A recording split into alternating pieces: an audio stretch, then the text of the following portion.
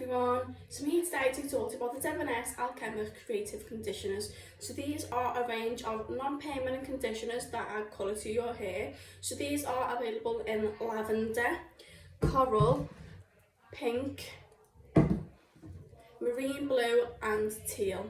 So these add colour to your hair and they do gradually fade as you wash your hair.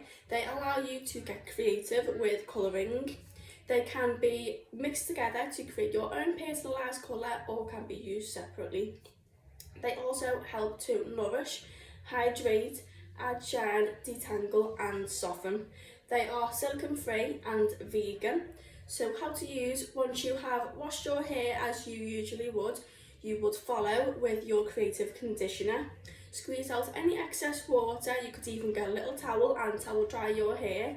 Apply the conditioner from where you would like to colour and comb through to make sure it is fully saturated through your hair. You want to leave on for about 20 minutes and then rinse. If you are just looking to maintain the colour you like, you would apply and leave on for 5 to 8 minutes and then rinse. Hope you have a lovely day. Bye!